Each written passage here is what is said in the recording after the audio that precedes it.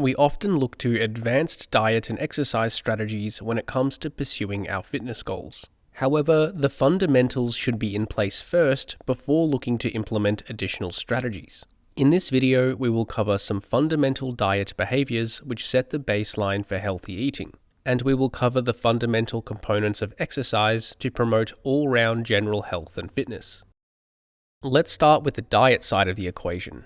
In terms of body composition, diet has the primary role of weight management. The laws of thermodynamics suggest that total energy intake versus expenditure determines long-term body weight change. And while there are two sides to this equation, adjusting energy intake seems to be more impactful on energy balance compared with altering exercise. For example, this study compared the effects of exercise versus diet on weight loss. Over 400 overweight or obese women performed either 45 minutes of aerobic exercise 5 times per week, received nutrition counseling from a dietitian, or implemented both the exercise and diet interventions for 1 year. It was found that both the exercise and diet interventions resulted in weight loss, but the diet intervention resulted in greater weight loss. And combining both the exercise and diet interventions resulted in the greatest weight loss. Furthermore, there are also some other roles that our diet plays too. The quality of our diet can also have an impact on body composition. As most of us are aware, adequate protein in our diet can help us to gain or retain muscle mass in conjunction with exercise. Most analyses looking at the impact of protein intake on muscle growth tend to find positive effects with higher intakes, with some form of a diminishing returns response. And while it can be debated on whether or not it is worth consuming very high protein intakes, most people would agree that we at least want to intake a moderate amount for overall health and body composition benefits. Also related to body composition, nutrients like calcium and vitamin D can support bone health.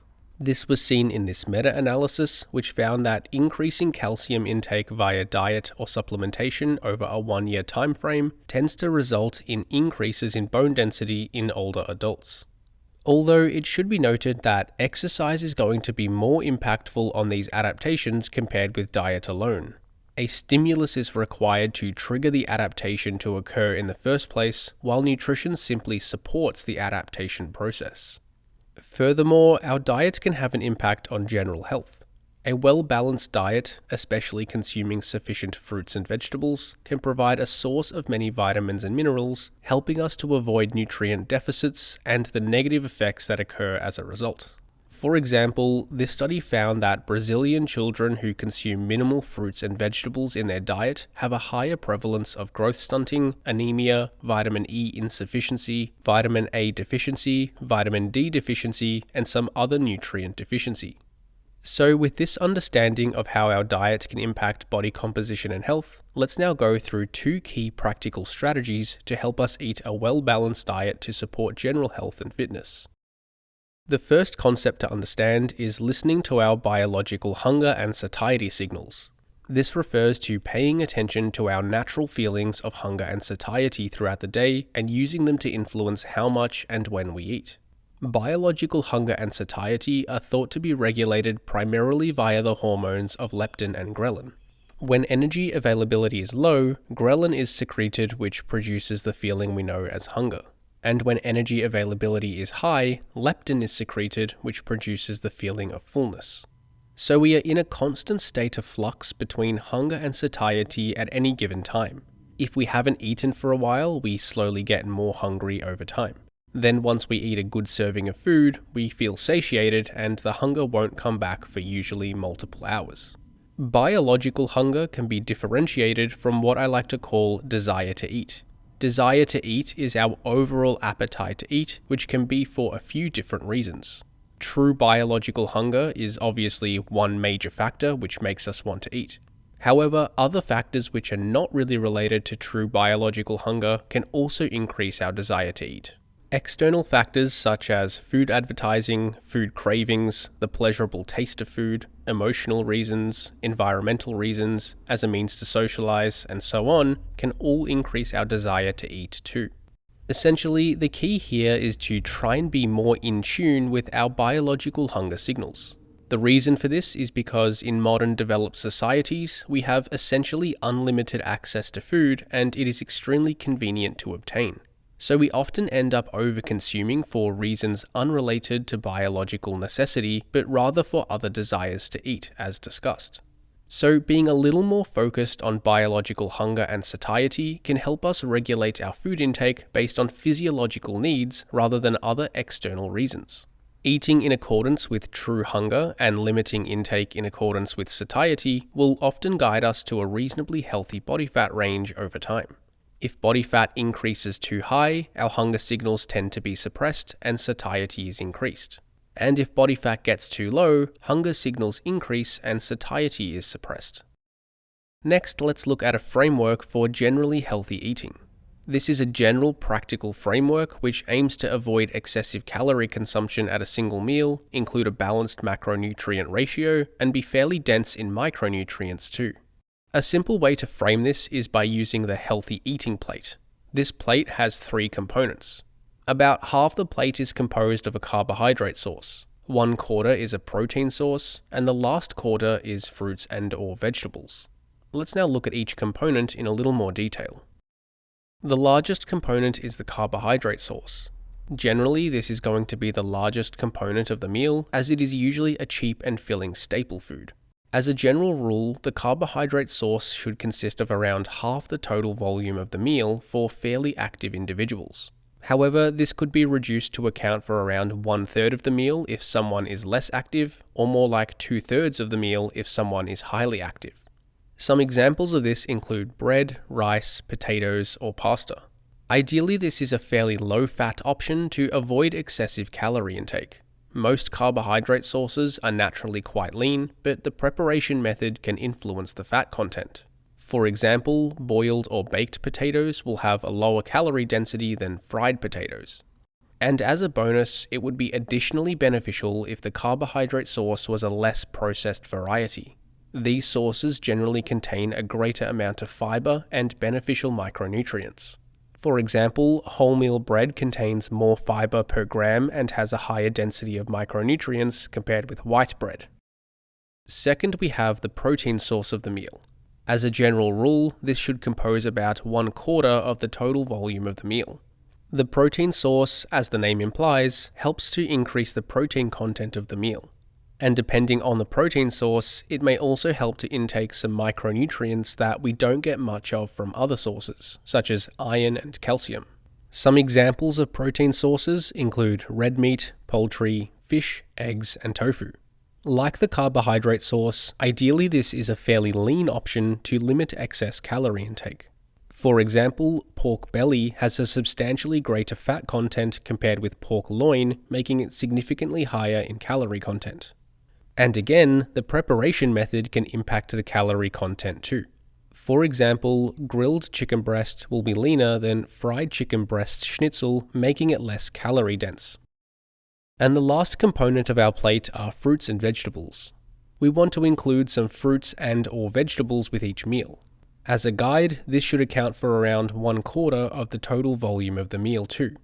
Fruits and vegetables generally have a low calorie density, which helps to increase the total volume of food we consume without substantially increasing calorie intake. So we are likely to eat slightly less total calories compared with a limited fruit and vegetable intake. They are also the primary source of many micronutrients in the diet. Fruits and vegetables are also a good source of fiber in the diet too. Pretty much all fruits and vegetables are going to be good choices. Some have more or less of the various micronutrients. For example, carrots are high in vitamin A, while oranges are high in vitamin C. So it's probably a good idea to get a variety of fruits and vegetables in your diet to get a variety of different nutrients. Fruit and vegetable intake can also be varied by season too. Selecting the produce that is in season in your local area is generally going to be fresher, tastier, and cheaper. This helps to further vary our fruit and vegetable intake throughout the year. Another important consideration for healthy eating is for enjoyment. When abiding by this framework, I think it is important we consume meals that we enjoy. Otherwise, if we dislike the foods we eat, we are unlikely to maintain these healthy eating habits. So we may end up getting burnt out if our diet choices are too restrictive and unenjoyable. In my experience, the relationship between the taste or enjoyment of a food versus the calorie content generally looks something like this. Higher calorie foods are generally tastier, but not linearly. At some point, increasing the calorie content of a food doesn't enhance the flavor of a meal very much. And if you take it too far, you can certainly make a food too rich and too sweet that it also becomes unpleasurable. So for a good balance, I think most of the foods we eat should fall somewhere around this point on the graph. We get great tasting food with significantly fewer calories. Going for the super low calorie option often ends up being unsatisfying and something we won't stick with long term. And going for the super high calorie option may taste a little better, but the slight additional flavor probably isn't worth the large increase in calorie intake. And while I have used a plate with 3 individual components to demonstrate this framework, our meals don't necessarily always need to look like this. The classic chicken, rice, and broccoli fits this framework, but not every meal needs to look like this. The same principles can be used in various ways to create different healthy and tasty meals. For example, a wrap with various salad vegetables and some grilled meat will also fit this framework. The bread is the carbohydrate source, the meat is the protein source, and the salads are the vegetable source. And as a bonus, you can always have some extra fruit on the side if you think you don't have enough vegetables in the wrap. Another example could be a stir-fry noodle dish. The noodles are the carbohydrate source. You could add meat, seafood, egg, or a plant-based protein source as the protein component, and whatever vegetables you include in the dish are the vegetable source, such as cabbage, onion, carrot, or any other vegetables. And a third example could be some sort of braised meat and vegetable stew. Depending on how it is made, you might include potatoes in the stew, which can be the carbohydrate source, otherwise it could be served with rice or eaten with bread on the side. If it is made with chicken, pork, or beef, that would be the protein source, and you could include plenty of vegetables such as potatoes, carrots, onion, tomato, green beans, or mushrooms. Next, let's move on to some fundamental exercise behaviors for general health and fitness. Before we start to think about more advanced exercise strategies, we probably want to be implementing some baseline exercise behaviors. These general behaviors should help us be in a reasonably good physical condition, which we can then further specialize in certain goals beyond this. There are 3 general exercise behaviors I would recommend for overall general health and fitness. The most important thing is to be generally physically active in some capacity. It doesn't really matter if this is via walking, your occupation, gardening, doing household chores, playing sport, or something else. Doing any form of exercise is generally going to be beneficial for health, fitness, and body composition. A simple metric which accounts for most forms of exercise is total steps. This is because most forms of exercise involve walking or running in some capacity, so it is a decent overall metric. And higher step counts seem to be generally associated with positive health and fitness outcomes. This umbrella review of multiple meta-analyses explored the association between step counts and mortality risk. It was found that performing more steps per day generally seems to lower our mortality risk, although this relationship was non-linear with slightly less additional benefits after exceeding about 7,000 steps per day. Furthermore, this study looked at the association between step counts and various fitness markers. It was found that those who were more active generally had a lower body fat percentage than those who were less active. Here are some general practical recommendations regarding how many steps we should aim to accumulate. As a minimum, I would suggest everyone trying to accumulate at least 5,000 steps per day.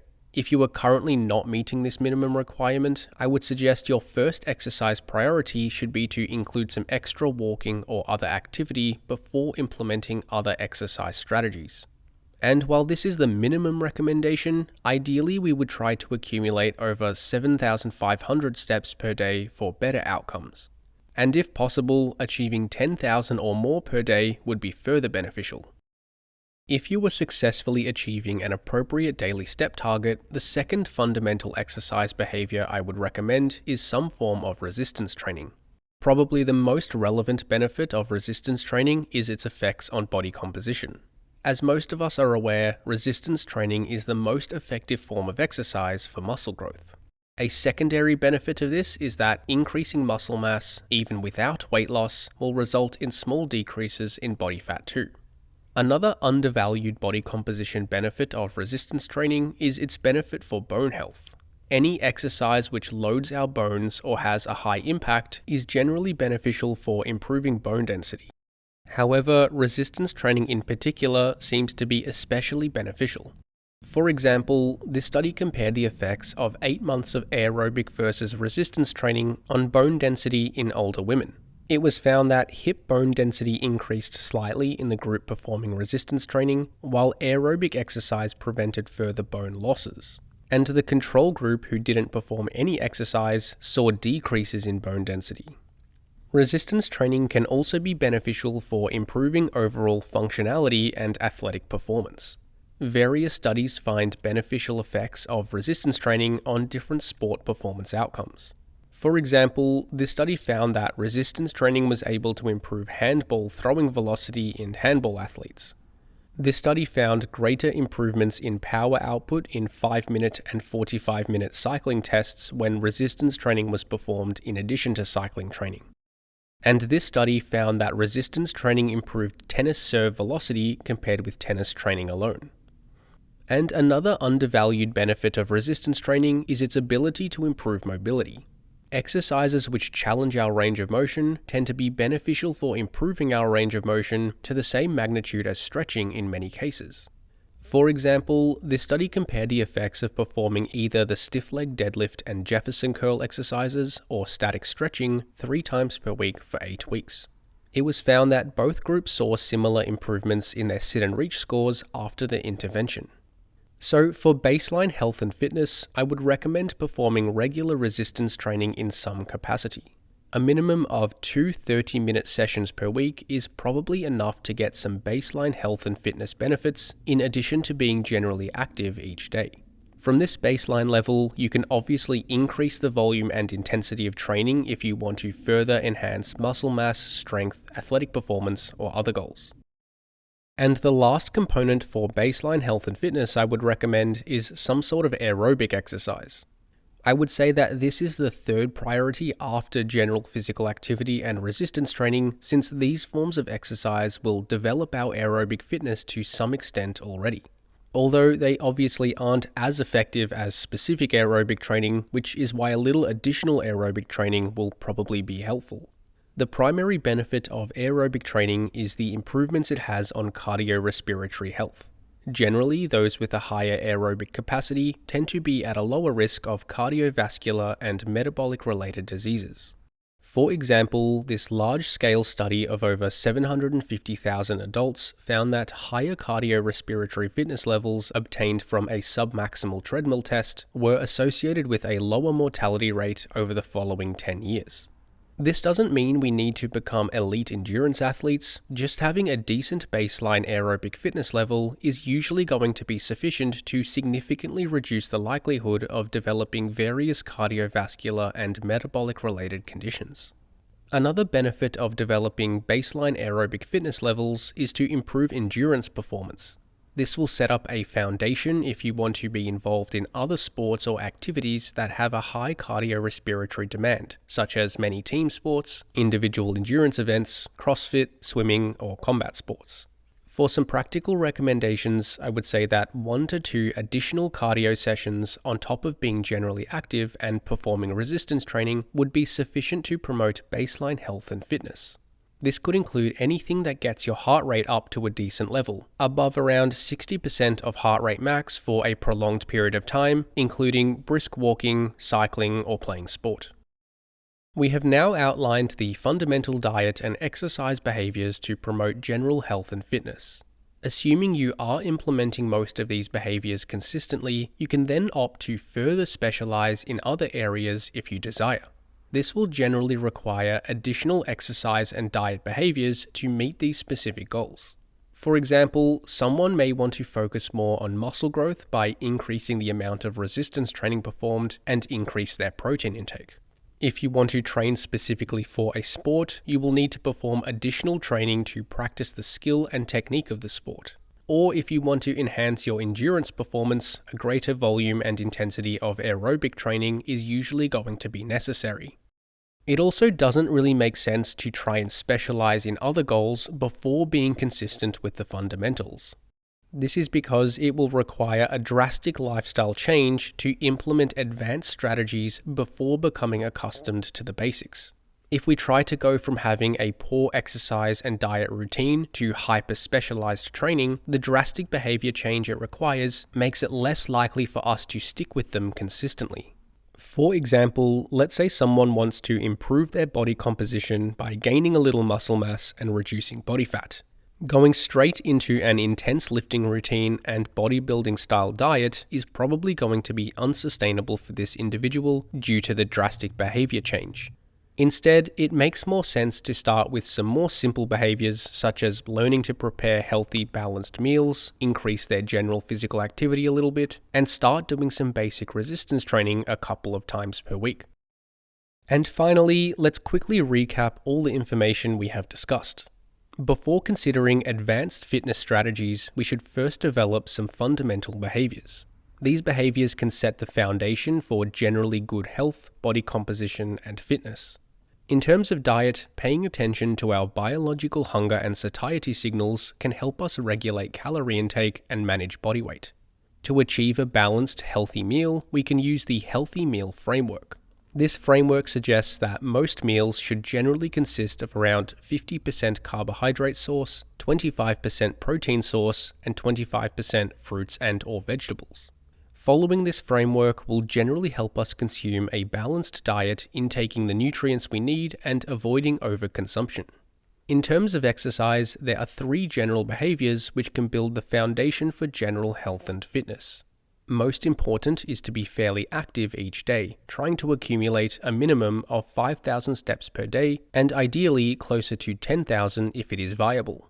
Second is some form of resistance training. A minimum of 2 workouts per week lasting at least 30 minutes is a good baseline recommendation. And third is some form of higher intensity aerobic exercise which challenges your cardiorespiratory system. 1 to 2 aerobic training sessions per week, which gets your heart rate above around 60% heart rate max for a prolonged period of time, is a good foundational recommendation. Once we have these fundamental fitness behaviors in check, we can then aim for more specific goals if that is something we want to pursue. This will likely require additional diet and exercise behaviors on top of the fundamentals. Thanks for watching, and hopefully you got something out of this video. Check out flowhighperformance.com for online coaching, training templates, ebooks, and more.